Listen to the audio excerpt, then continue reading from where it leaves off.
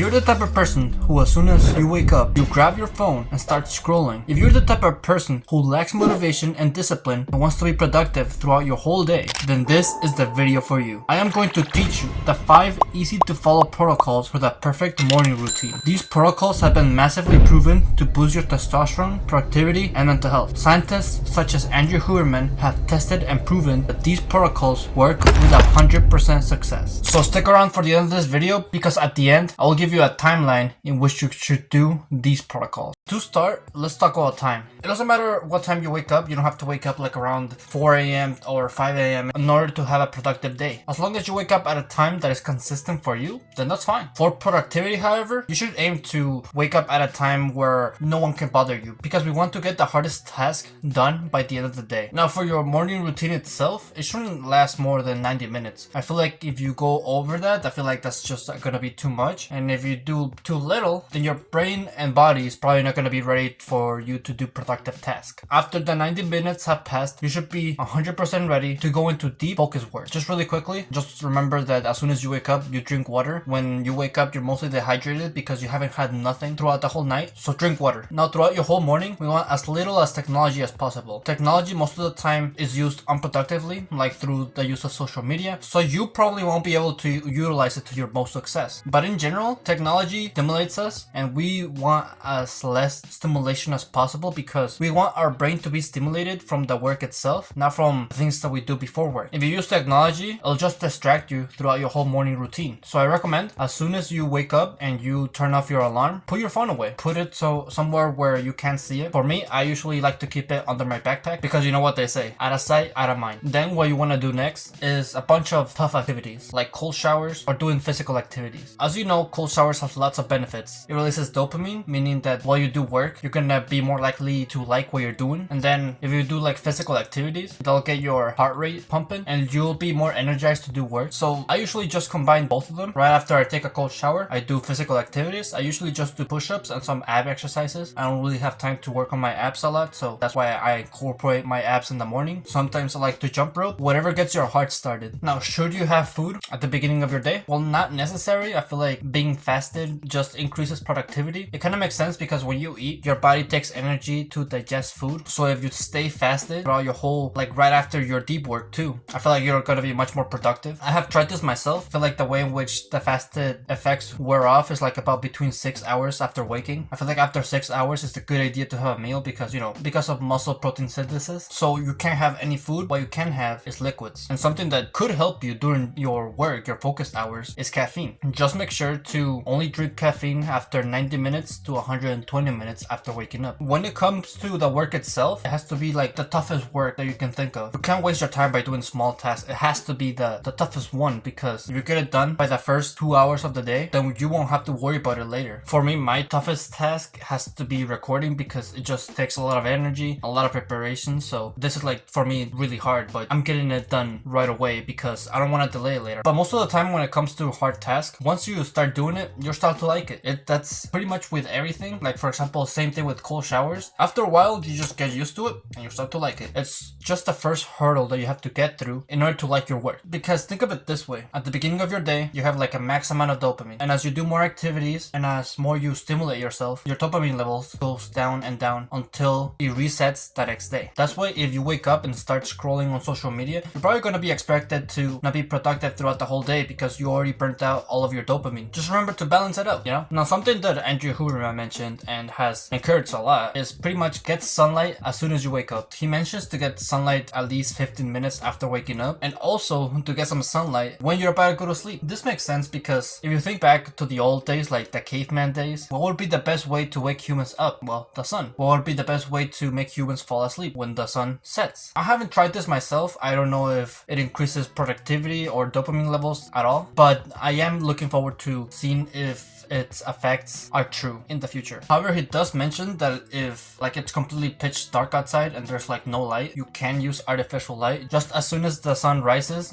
you go get some sunlight, some natural sunlight. Because, you know, artificial light can never replace the real light. One last thing about light, and I feel like most people do this and it's really quite simple, is pretty much just reduce your screen time as soon as you're gonna go to sleep. I don't know the technical aspects of it. All I know is that there's All I know is that there is different colors of light, and I know that the one that stimulates your brain the most is blue light. So if you have blue light like around the time that you're gonna go to sleep, you're probably gonna be more active. You're probably gonna have your brain still working, so that's why it'll be more harder for you to sleep. Andrew Huberman suggested that the best light source that you should use when you're about to go to sleep is candles. I do feel like this works. Again, I haven't tried it, I haven't gotten the materials to do so, but it's pretty obvious why this would work. I want to go back to physical activities because I feel like one way in which you can knock two birds with one stone is if you jog. Because if you jog, that will raise your heart rate, but you also will get more sunlight. This I've tried, and I do feel like I have gotten more higher productivity by just jogging outside, jogging for like about 15 minutes, 30 minutes. But any type of cardio exercise will work. Don't try to do weightlifting, because if you do weightlifting, that's just gonna drain you, and you won't have energy to focus on productive tasks throughout your whole day. That's why you should save your weight training later for after you have had like a couple of meals, because not only will you be more energetic, but you also will have a better pump from all the food that you ate. Lastly, I want to talk about mental health. A lot of guys neglect their mental health. They think that just having the mentality of I can handle everything that life throws at me is enough. But in reality, when life gets tough, they break down. That's why it's important to keep in mind how your mentality is. And the best ways to improve your mental health is through meditation. Not only does it increase your mental health, but it also increases your focus, by the way. There's a lot of studies out there that suggest that meditation improves these aspects, especially Andrew Huberman. I especially like to do this task in the morning because that way I don't have to procrastinate it later. Like, there's not a lot of times where you're in the middle of your day and you're like, oh, I want to meditate. Not really. Whenever you're doing something, you never just want to stop and do something else. If you do, then I don't really respect you, because that just shows that you can't focus on one thing. But I can see a drawback from meditating in the morning, and that's the fact that it relaxes you, since when you wake up, you're still in a relaxed state. You're gonna be more in this trance if you meditate. So what I do is, after a cold shower, I meditate. Simple as that. Cold showers wake you up. Cold showers are physical activities. Now, the last thing that helps with your mental health is journaling. Pretty much just writing what you're thinking about just massively improves your mental health, because you're pretty much acknowledging what you think. If you think like this guy is bothering you at work or something, you could just write it down. Then you could ask yourself why you think this way. But while journaling, I did hit like a block. I feel like for me, I hit like a wall where I couldn't write anymore. Like, I couldn't write any more about my life. So what I started doing is pretty much just journaling about the things that I'm grateful in my everyday life. I don't think you can run out of things to be grateful about, because every day is a different experience. You could write things that you were grateful for yesterday, 30 days from now. You can be grateful about things that are gonna happen tomorrow. I feel like this is like the easiest way to journal. You can either journal through a notebook or a computer. Any way is fine, as long as you write your thoughts down. And it's most important to do this in the morning, because once again, this is probably something that you can procrastinate. I don't think you're gonna be wanting to journal something in the middle of the day. So now I'm gonna tell you guys how you should structure your morning routine. I have my little journal here. I don't think you can see it, but I'm pretty much gonna list how I do my morning routine. The first thing I do is I make my bed. Then after that, I prepare my coffee so that way I can drink it later when I'm in deep focus work. Then after I make my coffee, I get into the cold shower. Then after that cold shower, I journal things that I'm grateful for, and I also write down my goals. I feel like this is not something that necessary. This is just something that I do. But writing your goals just gives you a constant reminder in your head for why you are doing these productive tasks, why you do anything at all. Then after I write down my goals, I do 30 push-ups and abs, as I said. Then after abs, I meditate for like about 10 minutes. I check off all of these habits in a habit tracker. I also highly suggest that you do this as well. Just have like a piece of paper where you can write a check once you finish the habit. Then once I check everything down, I start working. And that's pretty much about it. I hope you implement some of the protocols that I said. Always remember to plan ahead. These habits will massively help you throughout your whole day. And in order to be successful, you have to have a really good morning routine. Because I remember there was this one saying that said, if you want to have good years, you have to have good months. And if you want to have good months, you have to have good days. And if you want to have good days, you have to have good mornings. It is really important that you do this. That's what I'm trying to get at. So yeah, thank you for watching this video. If you liked it, make sure to leave a like, subscribe if you're new, or if you like my channel. And yeah, always remember, live your life like there's no tomorrow.